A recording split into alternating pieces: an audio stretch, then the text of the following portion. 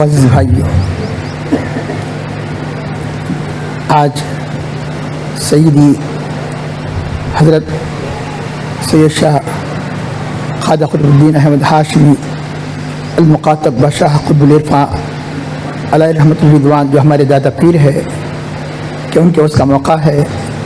ابھی جو کلام پڑھا گیا، اس کلام کے اندر گویا آپ کی زندگی کے بہت سے اہم پہلوؤں کی طرف اشارہ کیا گیا۔ ابھی آپ نے دیکھا کہ جو کیفیت اس کلام میں دیکھی گئی، کیونکہ یہ لکھنے والے بھی صاحب کیفیت تھے۔ یہ ہمارے آج میں ہمارے پیر مرشد حضرت سیدی مرشدی مولائی شاہ خواجہ معین الدین صاحب ہاشمی علیہ رضوان کے فیضان کرم سے، ان کے روحانی فیضان سے جو چند کلمات ہمارے دادا پیر علیہ الرحمٰ کے بارے میں عرض کرنے جا رہا ہوں، تو ہمارے پیر و مرشد کے وہ پیر بھائی ہے اور سمدی بھی ہے، اور الحمدللہ حیدرآباد میں ان کے بعد اب تک کوئی ایسا سبا عشرہ میں ایسا کوئی ماہر قاری پیدا نہیں ہوا۔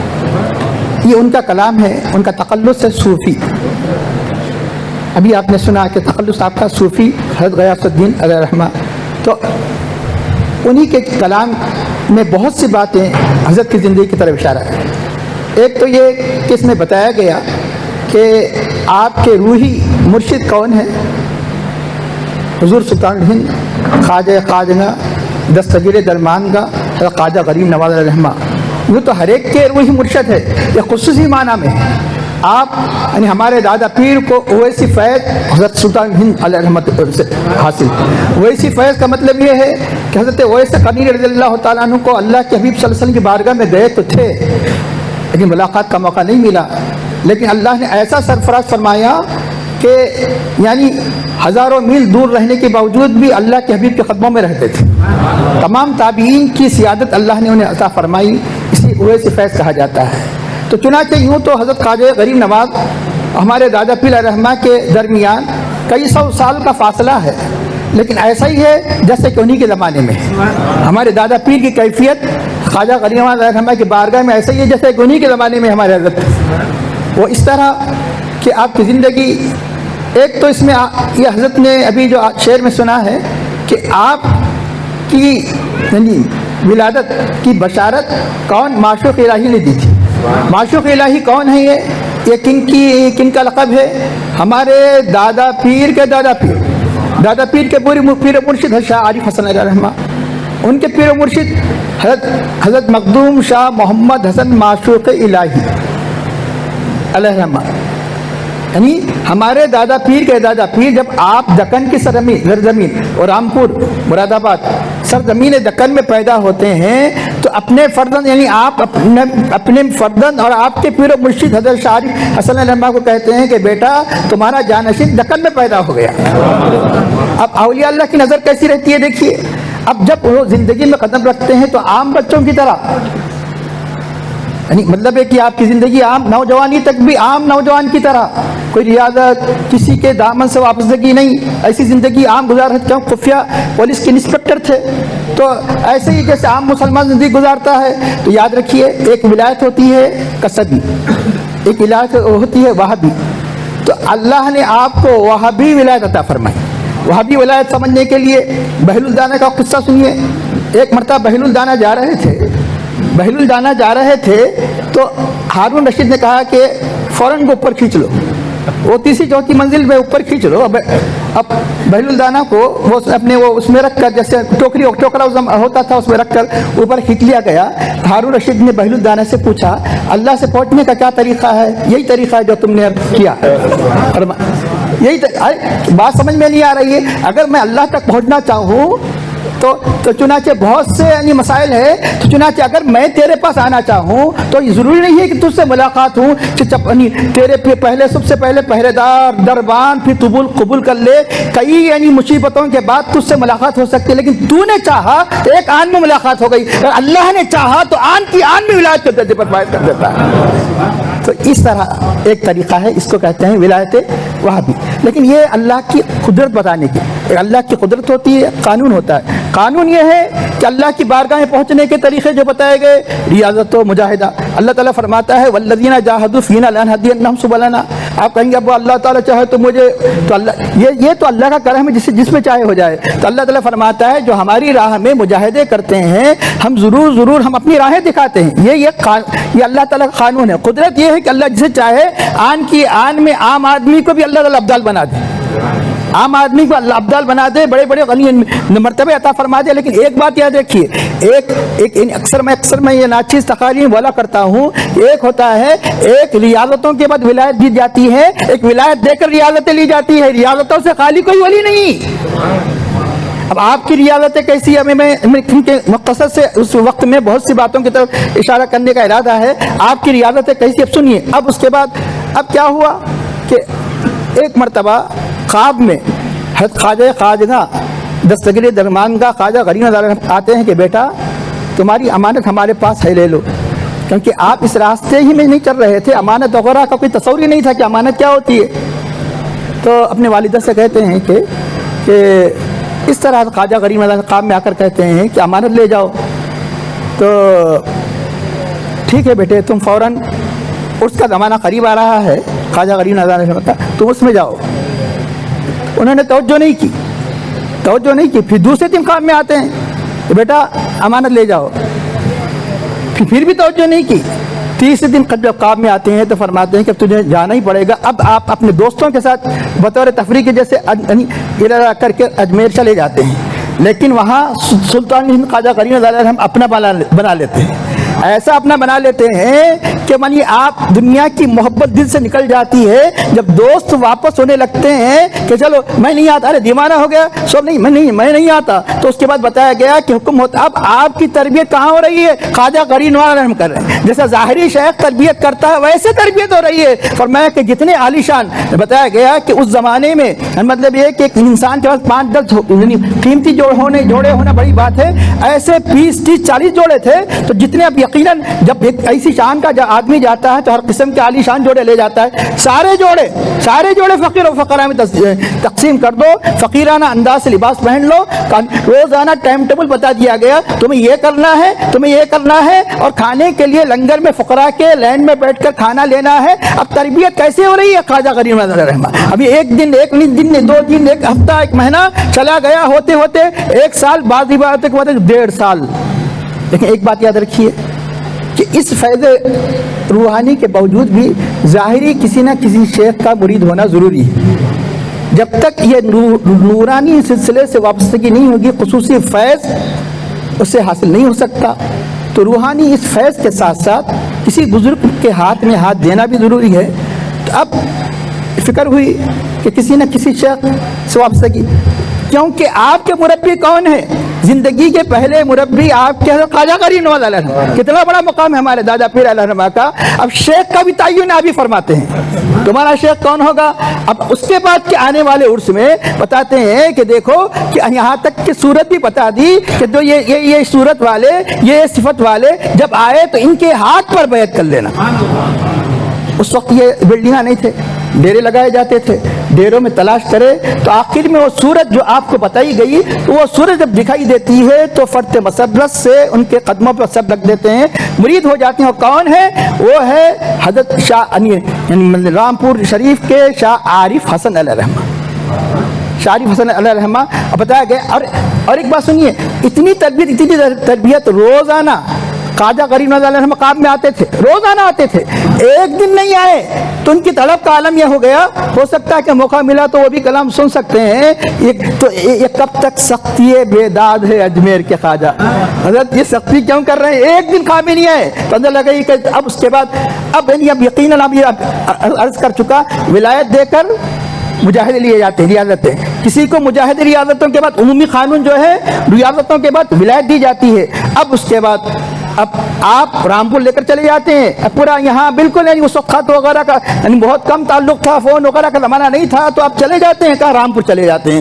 رامپور میں تربیت ہوتی ہے, اس کے ایسے ایسے مجاہدے نینی تال کے جنگلوں میں کئی مہینے تک ایسی ریاضتیں, کھانا پینا نہیں, کبھی ایسی کیفیت ہو جاتی تھی کہ یعنی مطلب یہ کہ گائے وغیرہ خود آ کر تھن آپ کے منہ میں لگا دیتے تو وہ دودھ ہی پر اکتفا کرتے تھے, یعنی خود یعنی آپ بلاتے نہیں تھے, اللہ تعالیٰ کی طرف ایسا انتظام ہوتا تھا. بعض وقت ایسی بھی کیفیت ہوتی کہ سردی وغیرہ کے عالم میں سو جاتے تو کوئی جب پتے وغیرہ کوئی بھی ہے جو قریب چیز کو لے لیتے تو جب اس کو تکیہ بناتے تو بعد میں دیکھتے تو پتہ چل جاتا ازدہ تکیہ بن جاتا ہے, ازدہ تکیہ بن جاتا ہے, 7 تکیے بن جاتے ہیں. اس طرح کئی مہینوں کے بعد ریاضتوں کے بعد جب آتے ہیں تو اب حکم ہوتا ہے, کہاں ہوتا ہے کہ تم حرمین کا سفر کرو, حج کرو. یہ جا رہے نہیں, بھیجے جا رہے ہیں, بھیجے جا رہے ہیں. تب یعنی اب اس کے بعد جا رہے ہیں تو ایسی ایسی یعنی اللہ کے حبیب صلی اللہ علیہ وسلم کی ان پر عنایتیں کا کیا کہنا. تو جیسا کہ آپ جانتے ہیں کہ ایسے بہت سے اولیاء اللہ کے واقعات ہیں, اس میں تعجب کرنے کی ضرورت نہیں ہے. تو اللہ کے حبیب اپنے رویت سے آپ کو مشرف فرماتے ہیں, خواب میں نہیں بیداری میں. ایک واقعے میں آتا ہے کہ خواب میں نہیں بیداری میں مشرف فرماتے ہیں. تو چنانچہ اور یہ جو تاج ہے تو پہن رہے ہیں, یہ معمولی نہیں, یہ ہمارے دادا پیر کا تحفہ ہے. ہم اس لیے اکثر دادا پیر ہی سے نسبت رکھنے والے, ورنہ آپ دیکھیں گے بہت سے اوپر دادا پیر کے اوپر عام طور پہ چشتیوں اور صابریوں کی یہ ٹوپی نہیں دیکھیں گے آپ اوپر. کیوں؟ یہ کس کا تحفہ ہے؟ دادا پیر علیہ السلام کا تحفہ ہے. وہ یہ کہ اللہ کے صلی اللہ علیہ وسلم ایک دن خواب میں ایک ٹوپی پہناتے ہیں.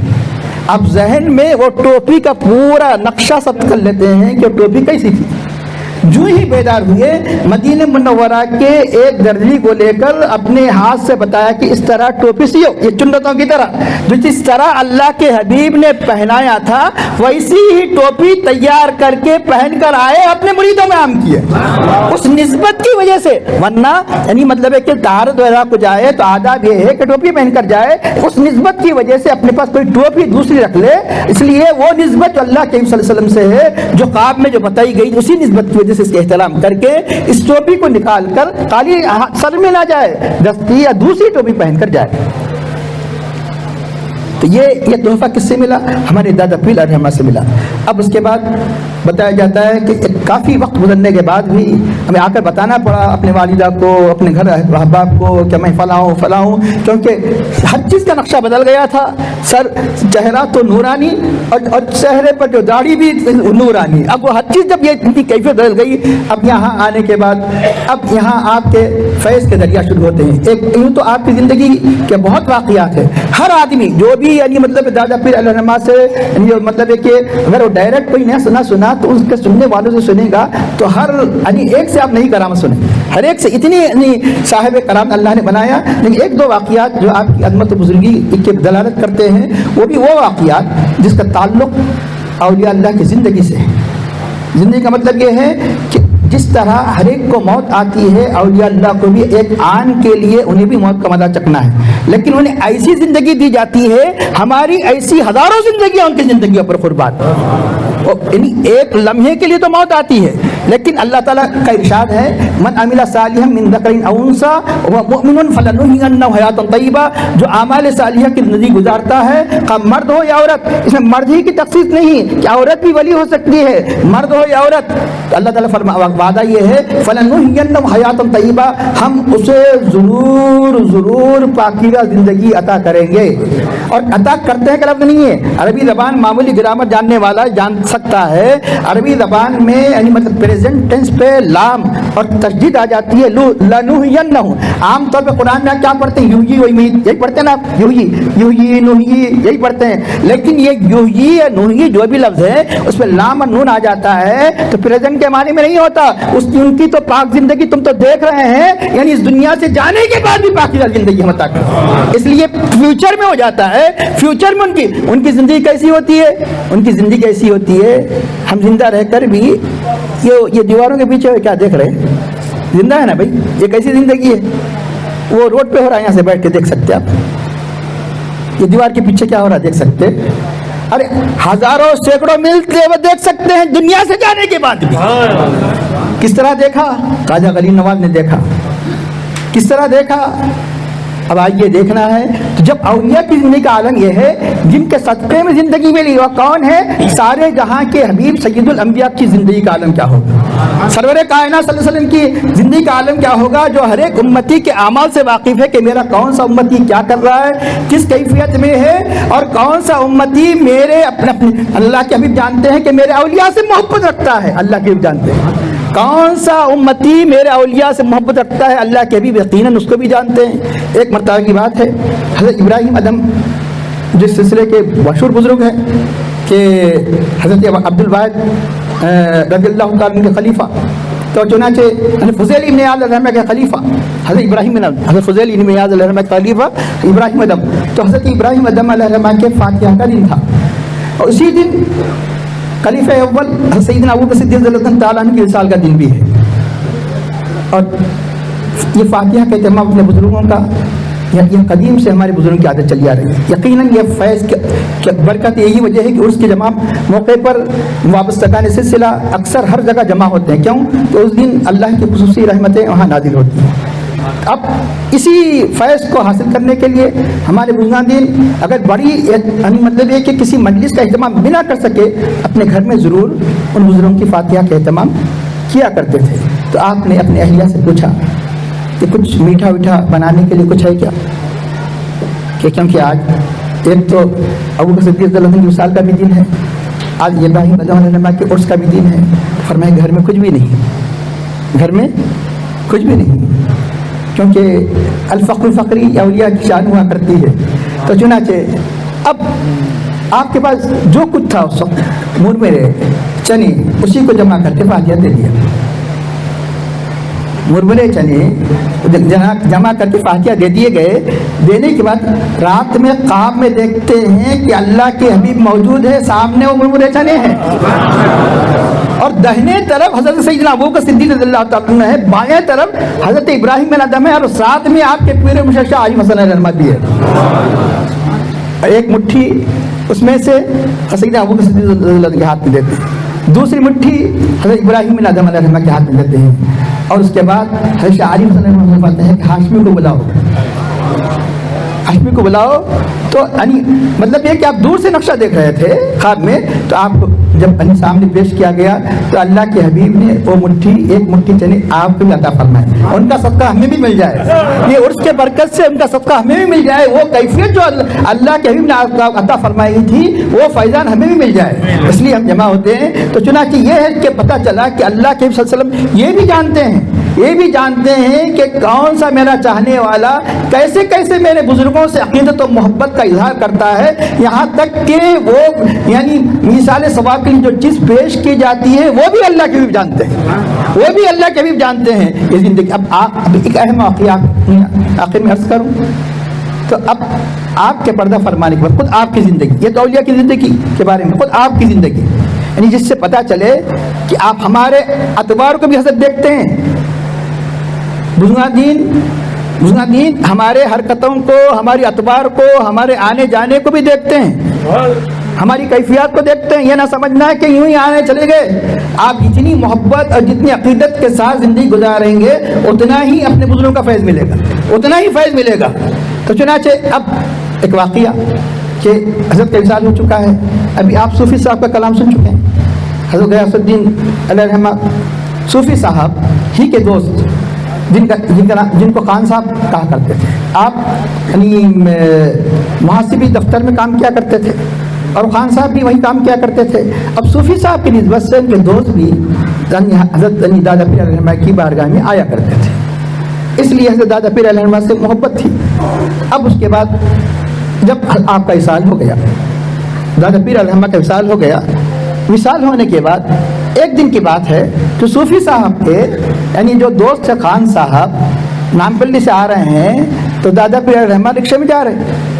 अरे हैरान है कि दादा पीर अलैहि का तो इंतकाल हो चुका है हाल में, उनके सब मुरीदीन मतलब ये कि गम रंजीदा हालत में है, सब रो रहे हैं, आप तो रखे में जा रहे हैं। अब आप क्या किए, साइकिल को तेज चलाने लगे तो रिक्शा भी और तेज जाने लगा। आखिर में दारुसलाम के रोड पे आ गया, दारुसलाम के रोड पर आ गया तो आप तेज बढ़कर जब करीब पहुंचे तो آپ دارالسلام مڑ چکے اور زور سے کہنے لگے خان صاحب رک جاؤ ہم بعد میں ملیں گے، خان صاحب رک جاؤ ہم بعد میں ملیں گے۔ اب یقین ہو گیا جب اتنے بڑے اللہ کے ولی نے ایک تو کہ پردہ فرمانے کے بعد بھی آپ جا رہے ہیں، کہاں جا رہے ہیں نہیں معلوم، یہ کہ کیونکہ اللہ کے اولیاء کے پروگرام ہوتے ہیں، اللہ کے اولیاء کے پروگرام ہوتے ہیں، تو چنانچہ اب اس کے بعد ہم کو یقین ہو گیا کہ اب مجھے جلدی کرنے کی ضرورت نہیں، حضرت کا وعدہ ہے، عام مسلمان کا وعدہ اس سے یقین، یعنی وہ کبھی دھوکہ نہیں دیتا ہے، تو اللہ کتنے بڑے ولی ہے مل کے رہیں گے۔ لیکن ہوا کیا، یہ واقعہ انہوں نے کئی لوگوں کو بیان کر دیا۔ تو ایک دن خواب میں آئے، فرمایا خان صاحب ہم ضرور ملتے تھے لیکن تم نے ہمارے راز کو فاش کر دیا، اس لیے اب نہیں ملنے والے۔ یہ کام میں بھی آئے تو بڑی سعادت ہے، اور بڑی سعادت یہ ہوتی تھی کہ ظاہری طور پہ بھی مل جاتے تھے۔ تو اولیاء اللہ کا فرماتے ہیں کہ آپ نے میرے راز کو فاش کر دیا تو پتہ چلا کہ اولیاء اللہ سے فیض، یوں تو ان کے سلسلے سے وابستہ ہو جانا یہ فیض کا باعث ہے، لیکن حقیقی فیض، کامل فیض کب ہوتا ہے؟ جب ان کے نقش قدم پر چلیں گے۔ جب ان کے نقش قدم پر چلیں گے تو ہماری جیسی محبت بڑھے گی تو ان کی محبت اور ڈبل بڑھے گی۔ ہم ان کی محبت کو جذب کرنے کا کیا طریقہ ہے؟ ان کے تعلیمات پر عمل کرنا۔ جتنی تعلیمات پر عمل کریں گے اتنا ہی ان کی محبت بڑھے گی، ان کا فیض بڑھے گا۔ ایک آخری بات عرض کروں گا کہ اللہ تعالیٰ کا ارشاد ہے کہ چھٹے پارے کی آیت ہے کہ اعوذ باللہ من الشیطان الرجیم بسم اللہ الرحمن الرحیم یا ایھا الذین آمنوا اتقوا اللہ وابتغوا الیہ الوسیلۃ وجاہدوا فی سبیلہ لعلکم تفلحون۔ اس آیت کریمہ کا ترجمہ ہے کہ اے وہ لوگوں جو ایمان لے آئے، اے ایمان والو، اتقوا اللہ، اللہ سے ڈرو، وابتغوا الیہ الوسیلۃ، اس کی بارگاہ میں وسیلہ تلاش کرو، وجاہدوا فی سبیلہ، اس کی راہ میں مجاہدے ریاضتیں کرو، لعلکم تفلحون، تاکہ تم کامیاب ہو جاؤ۔ ہر آدمی چاہتا ہے کیا کامیابی، نا یہ چاہتا ہے کامیاب ہو جانا، میں دنیا والا بھی کامیاب ہو جانا، دین والا بھی کامیاب ہو جانا، سکسیسفل ہو جانا۔ ہر ایک سے پوچھو تمہاری یعنی خواہش کیا ہے؟ سکسیس۔ لیکن ہر ایک کے پاس سکسیسفل ہونے کا معیار الگ الگ ہے۔ دنیا دار کے پاس دولت کے بڑے بڑے انبار جمع کر لینا، بینک بیلنس زیادہ ہونا، یہ سکسیسفل ہونے کی علامت ہے۔ چاندی سونے کے ڈھیر جمع کر لینا یہ سکسیسفل ہونے کی علامت ہے۔ اور بڑے بڑے عہدے داروں کے پاس وزارت حاصل کر لینا، کوئی عہدہ حاصل کر لینا سکسیسفل ہونے کی علامت ہے۔ یہاں تک کہ حد تو یہ ہو گئی خوبصورتی کے مقابلے میں جو سب سے زیادہ خوبصورت و سکسیسفل، بے حیائی کا دور ایسا چل رہا ہے جو عورتوں کے مقابلے ہو رہے ہیں، جو زیادہ خوبصورت اور زیادہ سکسیسفل، یہ معیار اتنا گھٹ گیا ہے۔ تو چنانچہ دنیا والوں کے پاس کامیابی کا معیار الگ الگ، لیکن اللہ کے پاس کامیاب وہ ہے جو اللہ اس کا رسول جسے کامیاب قرار دیتے ہیں۔ اللہ تعالیٰ فرماتا ہے کامیاب کون ہے، کامیابی کے لیے کیا کرنا چاہیے، چار باتیں فرمائیں۔ لعلکم تفلحون، یو میں بی سکسیسفل، ترجمہ اس کا ہے یو میں بی سکسیسفل، جس چیز کے ذریعے سے تم یو ول بی سکسیسفل۔ تو اللہ تعالیٰ فرماتا ہے چار بات، ایمان، ایمان کے بغیر تو کوئی عمل معتبر نہیں ہے۔ یا ایھا الذین آمنوا اتقوا اللہ، تقوی، پہلے ایمان تقوی۔ اب ایمان اور تقوی کے بعد کیا رہا؟ مقصد تو یہ ہے نا، قرآن میں بار بار ایمان اللہ و تقوی، لیکن یاد رکھو کہ یہاں اور ایک دو چیزوں کو بڑھایا گیا۔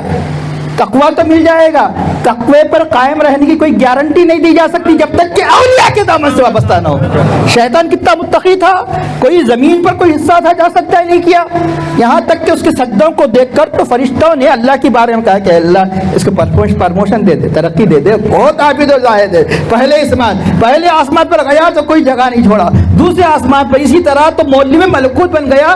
تقوی تو مل جائے گا، تقوی پر جمے رہنے کی گارنٹی نہیں ہوتی جب تک کہ اللہ والوں کے دامن سے وابستہ نہ ہو جائے۔ اسے فرمایا، کیا فرمایا؟ ایک مقام پہ اجمالی فرمایا، تفصیل فرمایا۔ اجمالی کیا فرمایا؟ یا ایھا الذین آمنوا اتقوا اللہ، ایمان والو اللہ سے ڈرو، وکونوا مع الصادقین، اور سچوں کے ساتھ وابستہ ہو جاؤ، ان کے دامن سے وابستہ ہو جاؤ۔ تو تقوی کے بعد بھی یعنی مطلب ہے کہ ہو جاؤ اللہ کے نیک بندوں کے ساتھ، کیا مطلب کہ یعنی تقوی پر یعنی رہنے کی گارنٹی نہیں مل سکتی جب تک ان کے دامن سے وابستہ نہ ہو۔ اب اس کا ارشاد ہو رہا ہے کہ وابتغوا الیہ الوسیلہ، تقوی کے بعد اس تقوی پر جمع رہنے کے لیے کسی بزرگ کے دامن کو پکڑ لو۔